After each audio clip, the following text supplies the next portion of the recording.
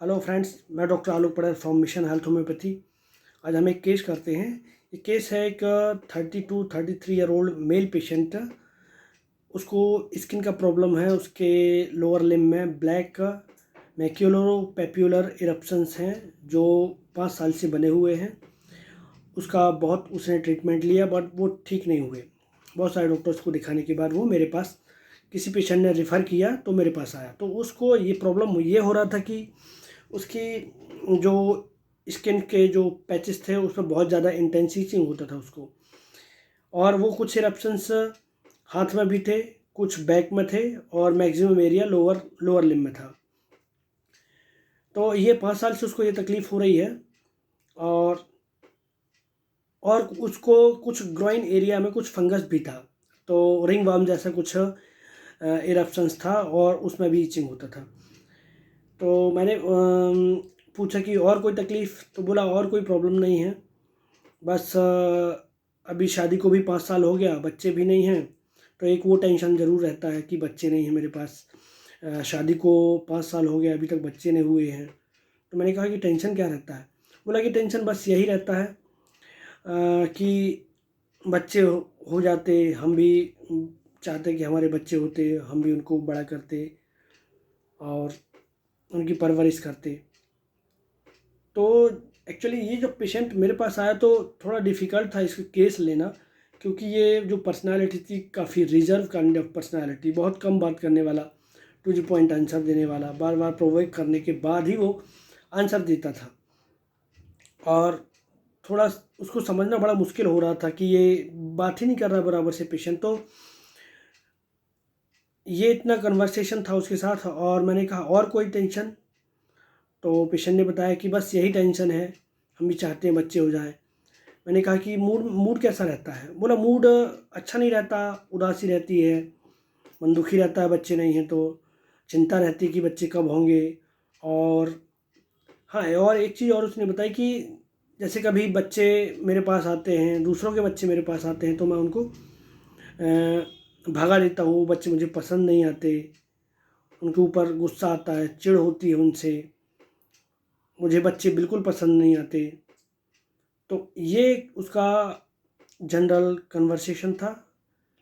5 से 7 मिनट की case taking थी।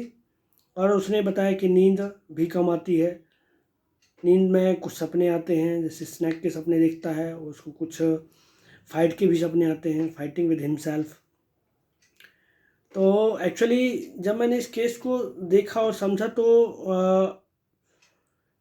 इनिशियली मुझे बहुत कम आइडिया था रूब्रिक्स के बारे में कि पेशेंट कहना क्या चाह रहा है। तो एक्चुअली जब ये केस आया था तब मैं क्लासिकल मेथड पर प्रैक्टिस करता था, और जो क्लासिकल मेथड थी वो उस पर मैं अंडरस्टैंडिंग के ऊपर मेडिसिन देता था। तो इस केस को भी मैंने अंडरस्टैंडिंग के थ्रू ही मैंने क्रैक किया था कि ये जो उस टाइम पे मुझे समझ में आया कि ये पेशेंट बहुत रिजर्व है, रिजर्व और सीक्रेटिव, कम बात करने वाले जो पेशेंट होते हैं।